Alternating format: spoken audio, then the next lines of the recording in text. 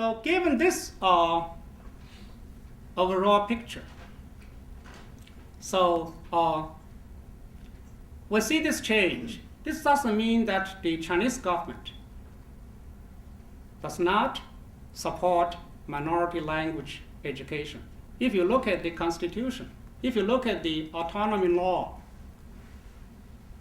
there are still certain articles supporting the use and maintenance of those languages.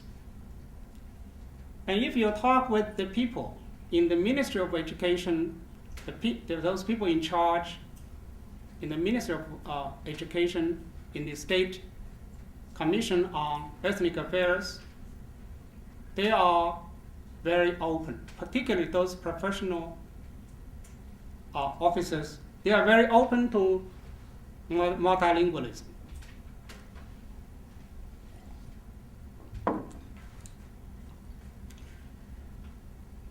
For example, recently I added one article by Jin Xinhua, the Director General of the Propaganda Department of the State Commission on Ethnic Affairs. For example, she recognizes the use of minority languages in schools as a cultural heritage, as the benefits of mother tongue education, and as resources for the community. And I added another article by the Vice Chairman of the State Language Commission. In his article, he recognizes the use of minority languages, aspects of human rights. So when you talk with the officials at the central government level, they see very much the minority languages as resources, as rights. So there are problems in practice. The two major problems in practice. So one of the problems for many of them, they consider minority languages as resources for minority communities. So it's one way. They fail to consider the minority languages actually are resources for the state too. So it's very important to make them to realize that minority languages are resources both for minority communities and for the state. So that's very important if we want them to make the investment. So for example, the Chinese government now promotes 素质 education. That's education originally based on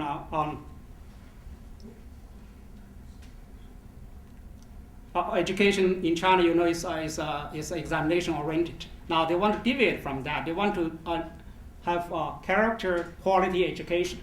So minority languages can be used for that. And also minority languages can be as resources for the Chinese state's soft power.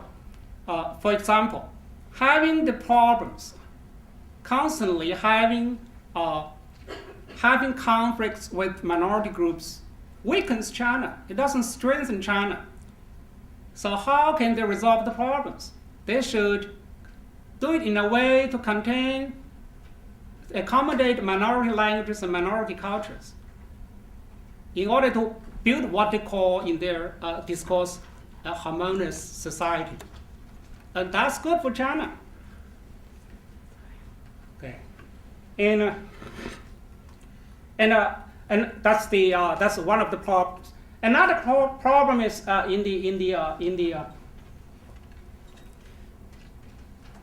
another problem is in the promotion of an unbalanced bilingualism. So, for example, now the Chinese government, even when it supports bilingual education, it's subtractive bilingual education. The government wants minorities to very soon using minority languages as a tool, then very soon they are abandoned and they speak Chinese, they're using Chinese.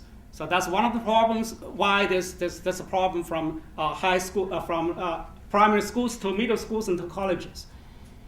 And another problem is elective bilingualism. It doesn't promote it at all. No Chinese, no Han Chinese learning minority languages. And another problem only fully supports bilingual education, that is English, Chinese English bilingual education. That's the Chinese government really support. So the underlying problem for this situation, of course, is still monolingualism. Is underlining there goes with the inclusive Chinese nation.